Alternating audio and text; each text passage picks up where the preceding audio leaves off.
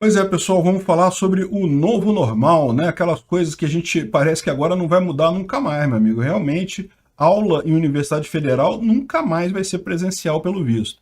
Essa notícia foi sugerida por Miguel Leite, Anônimo e mais um monte de gente. Obrigado ao pessoal que sugeriu a notícia. Obrigado a você que está assistindo o nosso vídeo. Se você gosta do nosso conteúdo, por favor, deixe o seu like, se inscreva aqui no canal, né? Pois bem, olha só. Veio a Omicron, tá tendo uma onda de gente contaminada. Aqui no Rio também tem muita gente contaminada. Mas, gente, a Omicron é extremamente leve. No final das contas, isso não faz diferença nenhuma, né? Mas, pronto, já serviu para as universidades federais que estavam planejando recomeçar a aula agora no início do ano, já falaram que não dá, agora tem que esperar e coisa e tal. Vamos ver quando é que vai ser possível, vamos fazer um comitê para estudar a possibilidade de novas datas e coisa e tal. Repara a armadilha que esse pessoal se colocou. Eles deram importância demais à doença no início, e agora eles estão se vendo na situação que, como é que eles justificam aquele peso absurdo que eles colocaram lá no início, agora com cada nova onda, com cada novo problema, né? Desde o início, essa doença não é tão séria assim quanto o pessoal pinta. Um monte de gente pegou a doença e não teve nada. Eu, por exemplo, peguei a doença, não tive nada. Um monte de gente passou por... A taxa de sobrevivência é 99,5%, ou seja, é enorme a taxa de sobrevivência. Para quem é mais jovem, então, é muito grande mesmo. É praticamente um evento inesperado você morrer dessa doença. Mas, para o pessoal, isso é o fim do mundo, né? E daí começaram lá no início achando o negócio uma coisa terrível e agora eles não têm como voltar atrás. Como é que vai voltar a aula agora, né? E não é só isso, né? É lógico, é muito confortável para os professores todos estarem lá quietinhos em casa, recebendo salário, não podem mais ser demitidos e coisa e tal. Agora, é o que eu estou falando para vocês, né? Eles estão acabando com as universidades federais com essa brincadeira, porque o que está acontecendo? Está se migrando tudo para aula online.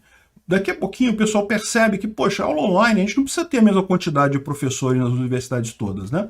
A gente pode ter uma meia dúzia de professores só, eles gravam as aulas para todos os alunos e pronto.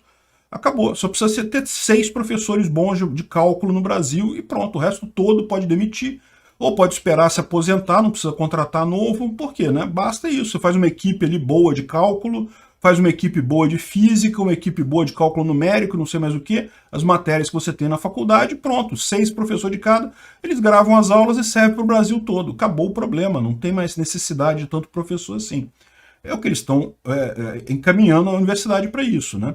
Eu acho que no final das contas isso vai ser positivo, como eu falei, eu acho que isso aí, infelizmente, né, para os alunos é muito ruim, porque as universidades elas não têm a capacidade ainda, não estavam preparadas para esse negócio de aula à distância, mas como foi forçado a isso, o pessoal acabou tendo que se adaptar, tendo que aprender a fazer a coisa, e a partir daí você começa a ter uma série de possibilidades de otimização, principalmente de demissão de professores e regulamentação desse negócio todo, ou aumento do número de alunos, porque, de novo, você pode também, com as mesmas universidades que você tem hoje, ao invés de ter só determinados 60 alunos por turma, você bota 3.000 alunos por turma. Qual a dificuldade agora? Se está tudo pela internet mesmo, se é tudo via vídeo que é feito mesmo, no final das contas não faz diferença nenhuma, né? Então, eu sou super a favor disso. Eu acho que a aula à distância é o caminho para o ensino superior, tá? Eu tenho um problema maior, eu já falei para vocês, eu critico muito a falta de professores no ensino básico. Porque criança mais nova é muito difícil dela aprender sem ter um contato pessoal, sem ter alguém ali do lado para ajudar ela, para forçar e coisa e tal, para ensinar. É muito mais difícil. Mas em tese, na universidade, o cara já está formado, já é um adulto, né? Então, assim, aula pelo Zoom não tem nada demais. Aliás, é uma coisa muito positiva, dá muita margem para otimização nisso daí, né? Então, no final das contas, eu nem critico muito esse tipo de coisa, mas é uma pena você ver que, de novo, não vão voltar nunca mais, e vão dar outro jeito. E provavelmente no final do ano, seu Jair vai ganhar a eleição de novo, aí que os professores vão ficar mais chateados ainda, e aí que vão arrumar outro motivo para não ter aula ao longo dos próximos anos, e eu acho ótimo. No final das contas, esse pessoal está sozinho, fazendo um favor para todo mundo, acabando sozinhos com a universidade pública. Bom, estando aqui ainda nas coisas de novo normal, né?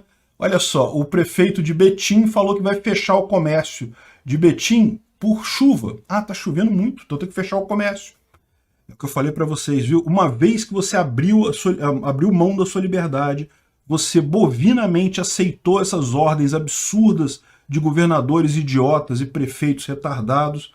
Agora, meu amigo, eles vão se achar no direito de, para sempre, impor essas regras por qualquer motivo que seja. Aqui no Rio, o pai estava falando, não, porque a gripe H3N2 também tem que fechar para evitar a contaminação. Olha só, para o parasita é ótimo isso, né? Mais poder. Agora, mesmo que ele deixe você trabalhar agora, ele vai estar sempre pensando, mas eu podia proibir esse pessoal de trabalhar de novo, né? Já proibiu uma vez, eles aceitaram, podia proibir de novo eles de trabalharem, né? É o que eu falo. O erro da população brasileira foi obedecer esses políticos parasitas. Jamais deveria ter feito isso.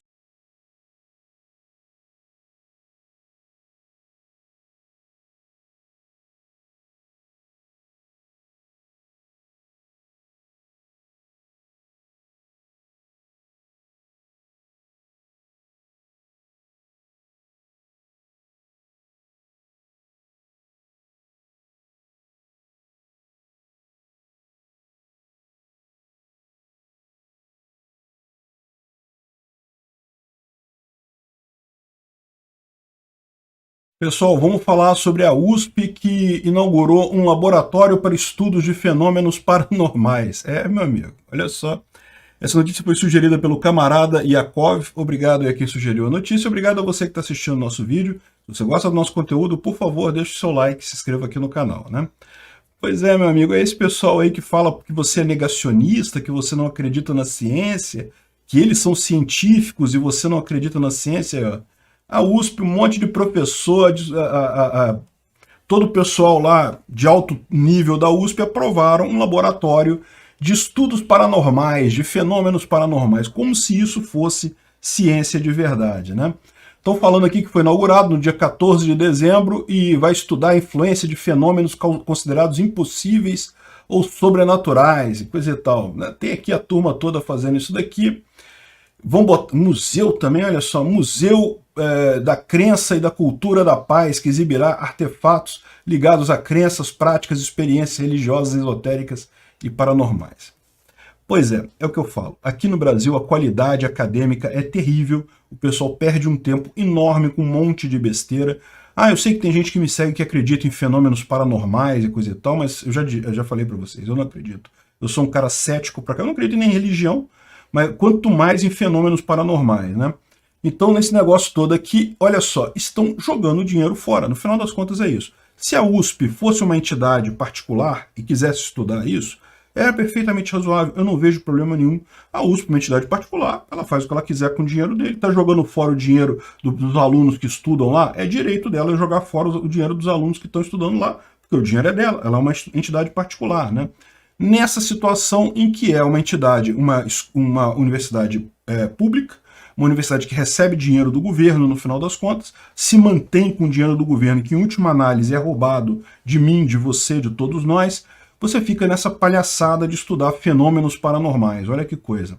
No final das contas, o que você vê é esse tipo de coisa. Se você não tem um objeto, se você não tem um objetivo dentro do mercado, o seu objetivo vira uma coisa aleatória. O objetivo passa a ser gastar dinheiro por si só. É o que acontece em todas essas entidades, todas essas empresas estatais, todas essas universidades públicas, porque como a entidade em si ela não tem por objetivo o lucro, não tem por objetivo agir no mercado, ela só passa a ser uma questão de escolher a melhor forma de gastar dinheiro, de jogar dinheiro fora. E nisso cria-se essa enorme tendência de coisas aleatórias que não servem para nada, né? Não é a primeira vez que você vê universidades no Brasil jogando dinheiro fora em laboratórios que não tem nada a ver, em linhas de pesquisa que não trazem absolutamente nada para a sociedade, nada de retorno real, né?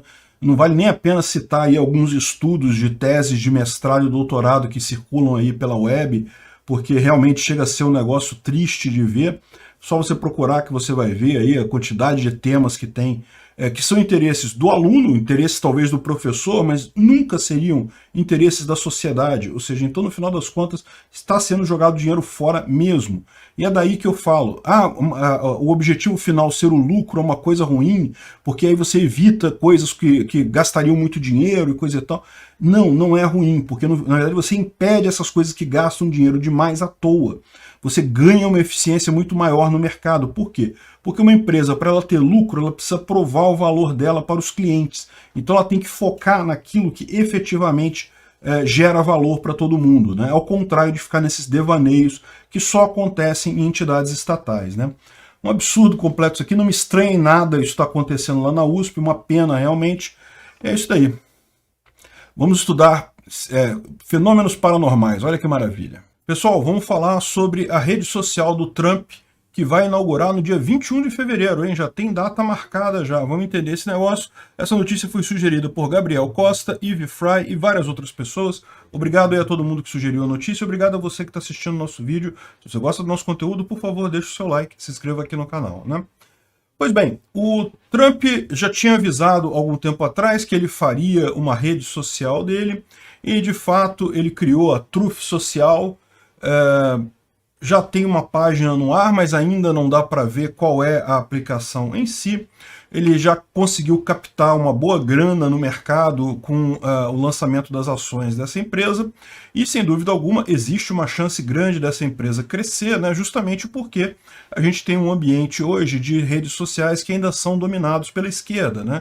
Os principais aplicativos ali no Vale do Silício, né, o Twitter, Facebook, YouTube, coisa e tal, ainda tem uma tendência para a esquerda muito forte, e a população em geral, o povo em geral, os usuários, querem uma alternativa a isso. Tem muita gente com interesse em ter uma alternativa que não seja direcionada para a esquerda. Então a expectativa é que essa rede dele tenha muito sucesso, tanto que ele conseguiu de fato arrecadar uma boa grana com isso daí, né?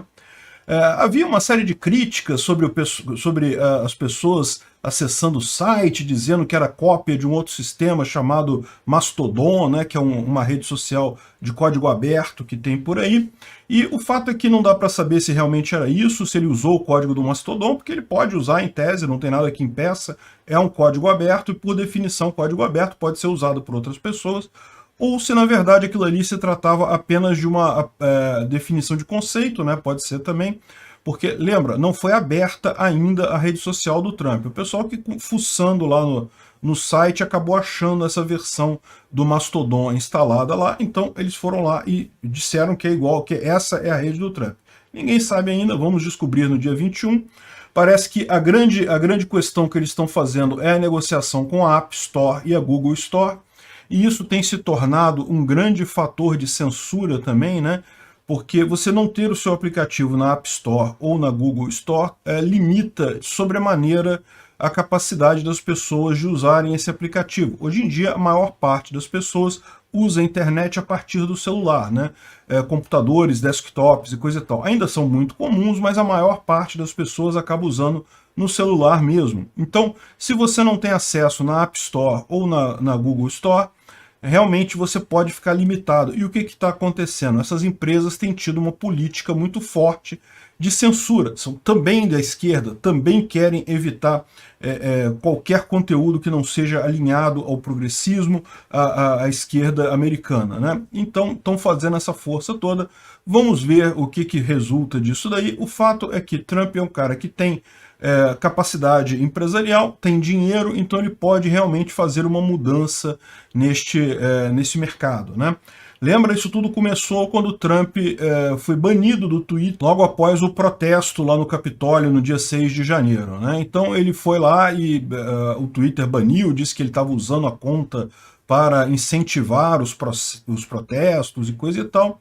Mas no final das contas, o que se viu não foi isso, não tinha nenhuma ligação, esse tipo de coisa, ao contrário, Trump fez o que pôde para conter os manifestantes, pediu para o pessoal ir embora para casa e coisa e tal.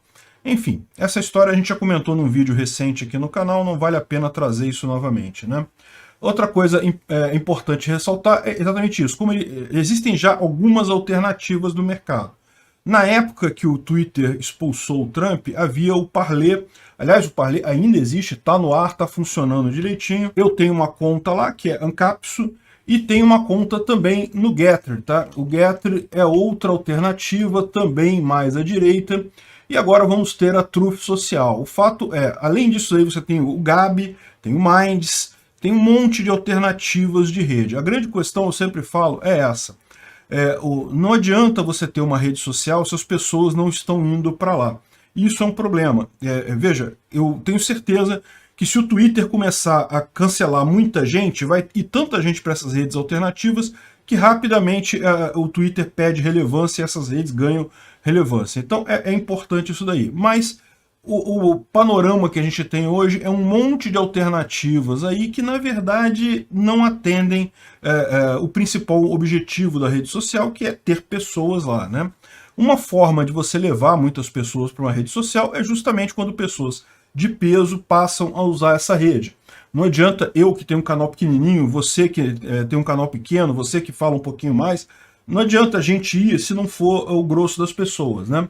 Agora, você vê quando, por exemplo, o Joe Rogan, ele criou uma conta para ele no Gettr, e foram milhões de novos usuários para lá. Esse tipo de coisa é muito interessante. Quanto mais as redes sociais censuram, impedem discussões, mas isso daí acaba levando a problemas para eles, né? Eles acabam removendo o espaço de discussão. Ninguém deixa de pensar alguma coisa porque foi censurado no Twitter.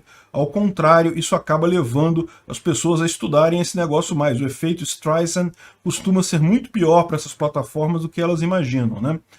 Veja o caso da Bárbara do Te Atualizei, que a gente falou ontem, né? Ela certamente foi criticada pra caramba por ter ganhado o selo azul. Talvez se não tivesse tanta crítica assim, ela não teria ganho tanto seguidor como ela ganhou ontem, né? Então isso aí, o panorama é interessante, vão haver alternativas aí. Eu acho que o Trump indo lá para a trufe social deve fazer uma diferença grande. Vamos entender, vamos ver como é que fica esse mercado.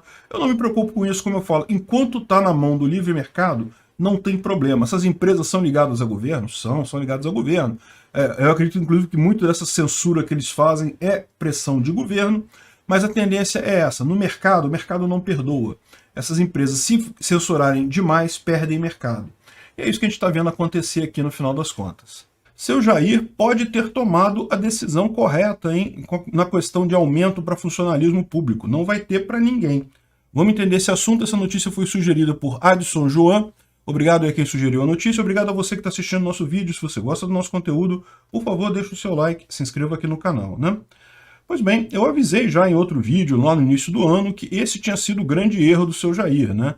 Ele quis dar aumento para a Polícia Federal e Polícia Rodoviária Federal, evidentemente que os outros funcionários públicos todos olharam, opa, se tem para eles, tem para a gente também, por que não, né? E aí começou uma confusão enorme, você tem pessoal fazendo operação padrão, greve, ameaçando entregar cargo, um monte de coisa aí, justamente porque, poxa, se vai ter aumento para a polícia, por que não para os outros servidores, né? E isso é uma coisa realmente ruim, porque como eu falei para vocês, eu sei que os servidores estão com um salário defasado e coisa e tal, mas tem que levar em conta que o país atravessou aí uma pandemia em que todo mundo perdeu renda, né? A iniciativa privada perdeu muito mais do que servidor público. E pior de tudo foram os empresários, as pessoas que trabalham de forma autônoma. Todo mundo acabou perdendo muita renda, né? Todo mundo está num aperto muito grande. Então nada mais justo que os funcionários públicos ficassem sem aumento também para dar a parcela de participação deles nesse esforço todo aí, né? Agora, aí eu concordo, no momento que o cara dá aumento para uma categoria, aí, poxa, não tem mais justificativa nenhuma para não dar para as outras também. E o pessoal estava chorando, estava reclamando, estava falando coisa, e até o próprio seu Jair chegou a falar que talvez fosse rever a questão da premiação lá na Receita e coisa e tal, mas agora parece que ele mudou de posicionamento. O que ele está falando aqui é que não está garantido reajuste para ninguém. Tem uma reserva de 2 bilhões que poderia ser usada para PF e PRF, além do pessoal do sistema prisional. Mas outras categorias viram isso e disseram, eu também quero. E é verdade. E lógico que isso iria acontecer, e no final das contas não tem jeito. Ou ele dá para todo mundo, ou ele não dá para ninguém. Privilegiar uma categoria ia ficar estranho, né? E cadê a justificativa? E quando você não dá o reajuste para ninguém, você fala, olha só, pandemia, a gente teve aí, todo mundo perdeu dinheiro, nada mais justo que o pessoal do funcionalismo público dar também a sua cota de sacrifício nessa história toda aí. No momento que você dá aumento para um, pô, peraí, e o outro? Por que não dá aumento para o outro, né? Então, o que ele está dizendo é que ele vai voltar atrás, inclusive, no aumento para a Polícia Federal e Polícia Rodoviária Federal. E eu acho isso muito certo. Tem que fazer isso mesmo, né? O correto seria isso, estrategicamente e do ponto de vista libertário, né? Do ponto de vista libertário, vocês sabem, não preciso nem dizer, o salário correto para servidor público seria 0. Cada servidor se vira aí para arrumar uma forma de financiamento para fazer a sua atividade, porque no final das contas, qualquer roubo de dinheiro via impostos é um roubo, não tem jeito.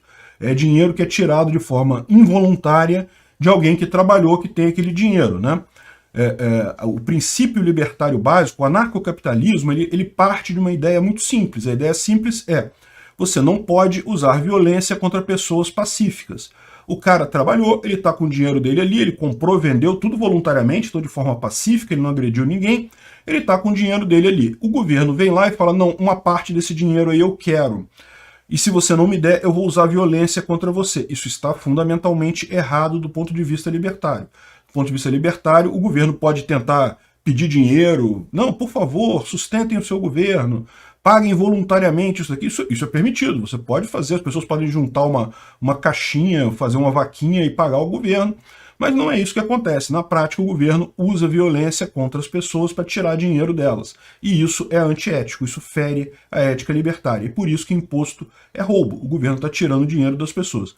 A ideia do libertarianismo, do anarcocapitalismo é muito simples. É um negócio que não tem nenhuma coisa. Você não pode... Eu não sei como é que vai ser a nossa sociedade, eu não sei como a gente vai resolver os problemas, mas o fato é, você não pode resolver problema nenhum usando violência contra pessoas pacíficas. Qualquer problema que seja resolvido à base de violência contra pessoas pacíficas é automaticamente ilegítimo e, portanto, o governo é ilegítimo, né?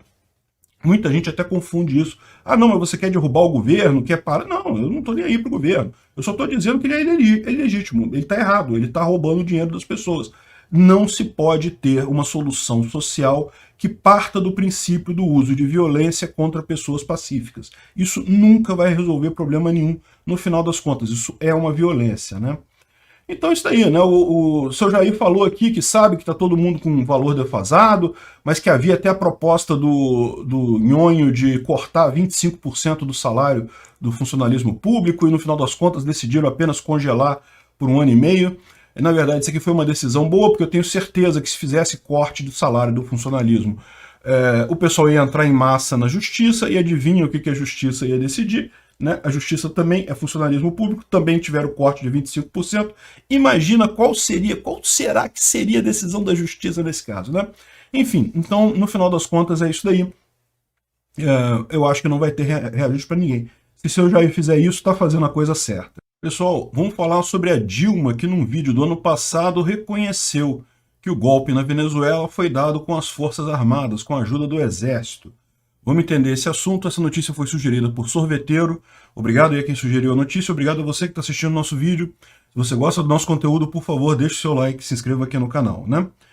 Pois bem, eu vou fazer o seguinte, eu vou tocar esse trecho, tá? Isso aqui foi uma entrevista que a Dilma deu em agosto do ano passado, no final de agosto do ano passado, e na verdade é uma entrevista para pessoas da esquerda, teve pouquíssimas visualizações, como é padrão, mas ela supostamente fala sobre o golpe de 2016, né? E lógico, uma entrevista de não sei quanto tempo que tem aqui de entrevista com a Dilma, 1 hora de entrevista com a Dilma ninguém merece, né? Por isso que ninguém viu esse troço, ninguém percebeu esse trecho em que ela confessa como foi que Hugo Chávez tomou o poder na Venezuela. Eu vou primeiro tocar o trecho para vocês ouvirem, é um trecho de 2 minutos e 43 segundos, e aí depois eu volto aqui e a gente comenta sobre o que ela falou, tá? Tem duas coisas que permitem o surgimento da ultradireita. Se de uma certa forma os movimentos sociais estão derrotados. 2, se há cumplicidade dos outros poderes. Me desculpa, mas não dá para... A senhora acha que os movimentos sociais estavam derrotados? Não, o governo não faz movimento social. Não é papel. Presidente, o chavismo não mostra o oposto? Bom, olha, Beira, eu vou te falar que é um mau exemplo. Uma vez, tá? Eu vou te explicar com uma história. Uma vez, eu estava questionando o Chaves por que ele levava, sem inclusive falar conosco, empresários brasileiros para discutir em outros países. da América Latina. E perguntei para ele assim, a título de conversa amigável, você acharia correto, Chaves, que a gente convocasse seus empresários para levar lá para outro país para fazer uma discussão? Ele disse para mim assim, eu acharia engraçado, eu não tenho empresários.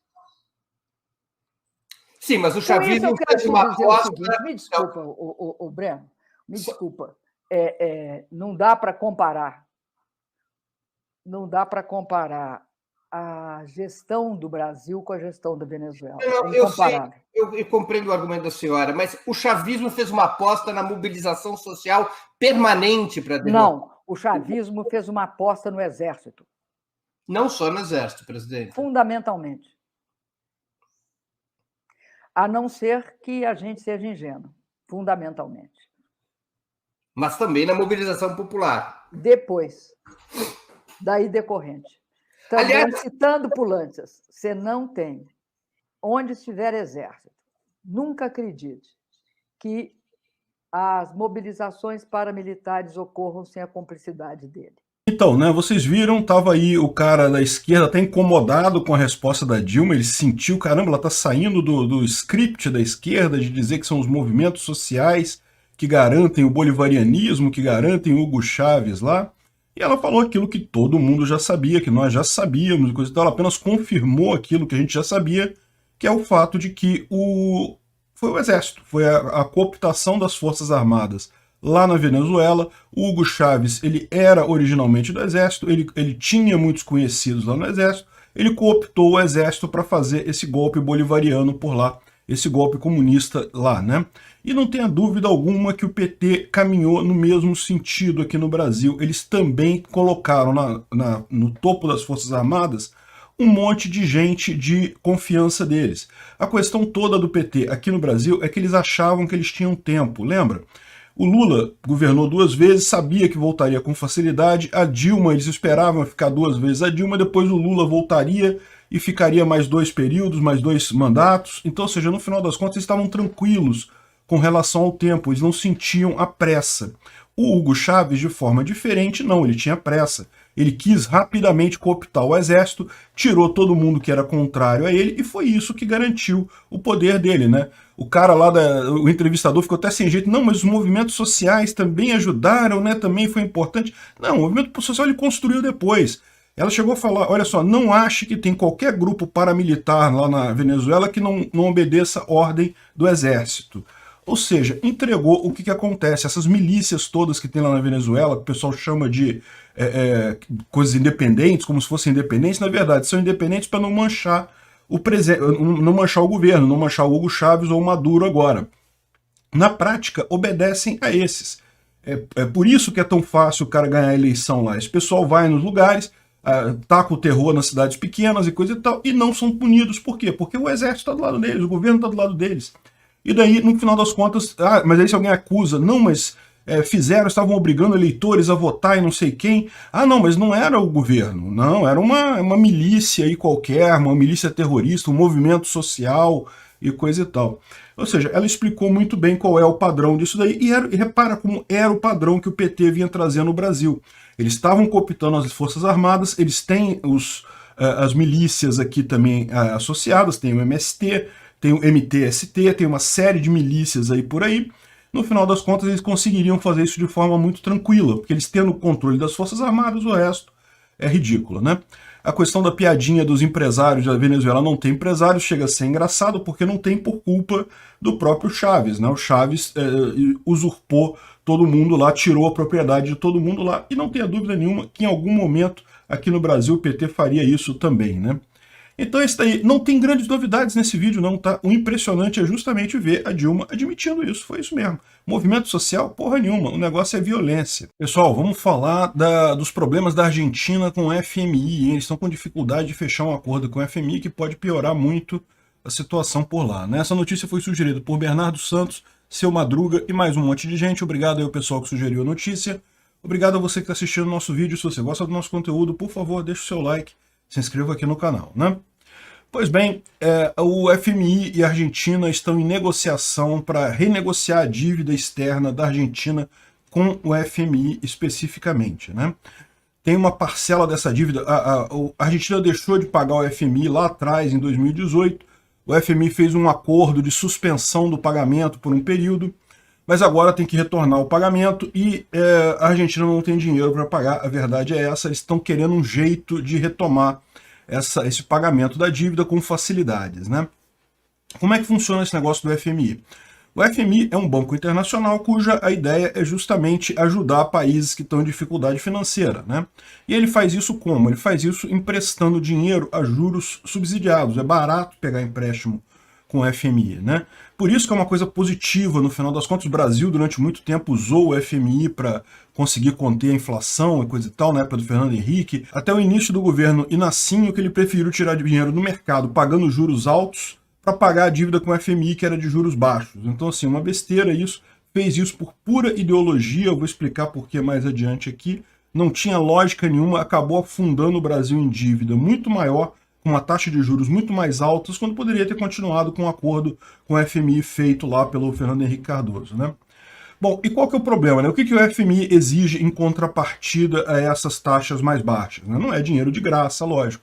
Ele exige que você faça uma série de reformas que, na visão deles, vão evitar que isso aconteça no futuro. No caso da Argentina, o que eles querem, nada mais, nada menos, é controle da inflação e diminuição do tamanho do Estado. Adivinha, é o que a gente fala, é o problema da Argentina, como foi o problema do Brasil na época da hiperinflação por aqui. O Brasil sempre teve um Estado enorme, inchado, muito funcionário demais para pouca produtividade no final das contas. E para chegar, para conseguir bancar esse pessoal todo, imprimia dinheiro. Gerando dinheiro, meu amigo, não tem jeito, gera inflação. Inflação não tem... inclusive é engraçado aqui o cara reclamando que o pessoal do FMI, uma das coisas que o pessoal do FMI não gostou, foi a apresentação do pessoal do ministro argentino sobre a inflação, que disse que a inflação é um fenômeno multicausal, que tem várias causas, e não está estritamente em aspectos monetários. Não é o que o pessoal do FMI sabe, não, é o aspecto monetário. É o governo imprimindo dinheiro, é o governo gerando dívida, gerando dinheiro para bancar a sua máquina pública inchada e desnecessária, né? Então, é isso que acontece sempre. O problema da inflação é esse, é o governo gerando dinheiro demais e pronto, não tem o que dizer, né? E por que o governo gera dinheiro demais? Na Argentina, porque lá também eles têm uma máquina pública muito inchada. Parece que 40% do pessoal da força de trabalho argentina trabalha no governo. Eu não sei se a estatística é correta não, tá? Mas de qualquer forma é uma quantidade enorme de gente trabalhando para o governo. Evidentemente não tem como resolver isso daí, né? E a outra coisa que o FMI pediu, então, é redução do tamanho do governo e redução da emissão de moeda, nesse caso, para controle da inflação, né? E aí o pessoal da Argentina fala que não é possível, né? Por que não é possível? Porque justamente eles querem um Estado inchado, eles querem aumentar sempre o tamanho do Estado. E é por isso que o Inácio, o PT, esses partidos de esquerda no Brasil, tem problema com o FMI, porque o FMI ele faz a receita correta.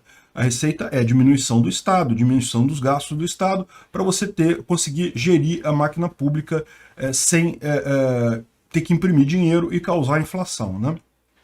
Então, é por isso que o Lula queria acabar com o FMI, porque não queria mais obedecer necessariamente essas regras do FMI. A Argentina, o caso da Argentina, então, eles têm um pagamento grande em março que eles devem fazer dessa dívida com o FMI, e até agora não chegaram num acordo, e se não chegarem num acordo até março, é muito pouco provável que a Argentina consiga pagar essa parcela da dívida, né? Mas aí o que vai acontecer, né? Para pensar, né? A Argentina está devendo para um monte de gente, já falou que não vai pagar mesmo, e qual que é o problema disso? Tem muita gente aqui no Brasil também que defende isso, né? Não, vamos parar de pagar nossa dívida externa, que absurdo, não sei o que lá. O problema é que justamente é aquele negócio, é igual você como indivíduo parar de pagar o banco, né? Pode ser positivo num primeiro momento, né? Afinal você, ao invés de pagar o banco, você faz um churrasco, né? Bebe uma cervejada, pô, positivo pra caramba. O problema é que depois, quando você precisar do banco para pegar dinheiro emprestado com o banco, você não consegue. E é o que eu falo, o Brasil durante essa crise de 2020, 2021, 2020, tá? 2021 já não teve isso. Na verdade, a crise desde 2014 até 2020, o Brasil teve déficit, ou seja, no final do ano ele não conseguiu bancar tudo que ele precisou de dinheiro. Como é que ele resolveu isso? Pegando empréstimo, né? Por que ele consegue pegar empréstimo? Porque, bem ou mal, ele está pagando os juros da dívida, não está em calote. A Argentina, em 2021 a gente já teve superávit, então não teve problema, mas em tese, se você parar de pagar a dívida, volta e meia circula por aí um gráfico de pizza mostrando que os juros da dívida é uma parte enorme do gasto. Aquilo tá errado, tá? Aquilo ali é fake news, não sei se você sabe. Mas mesmo assim, se você parar de pagar essa parte, a coisa piora, porque daí o governo não consegue refinanciar a dívida, é muito pior no caso de crise, né? Então, esse tipo de coisa para a Argentina é pior ainda, porque, como eu falo, a Argentina ela tem que ficar pegando dívida, fazendo novas dívidas o tempo todo. No momento que ela começa a dar calote, é mais difícil você pegar dívida quando você está dando calote nas pessoas, né? O pessoal sabe que você não está pagando, por que vai te emprestar dinheiro, né? Então, é uma situação complicada. Isso daqui, agora, veja, isso daqui é negociação, tá? O FMI tem interesse em resolver o problema lá com a Argentina precisa resolver a questão lá com a FMI, mas é aquele negócio, né? Estão negociando, né? Isso aqui é a estimativa deles de evolução da crise argentina. Segundo eles, só vão resolver as coisas lá por 2038, 2039. Olha que beleza. Ainda vai subir muito mais antes de começar a cair, né? Enfim, o fato é que eles vão acabar chegando num acordo, tá? Não se preocupem, vão acabar chegando num acordo. A questão é como é que vai ser esse acordo, e isso mostra o problema da fragilidade econômica argentina, das políticas de esquerda. Sempre ferram o país. Obrigado por assistir o vídeo até o final. Além de curtir, compartilhar e se inscrever no canal, considere se tornar patrocinador com valores a partir de R$ 1,99. Clique no botão Seja Membro abaixo para saber as condições e vantagens de patrocinar o canal. Mais informações sobre o nosso projeto, visite nossos sites indicados na tela.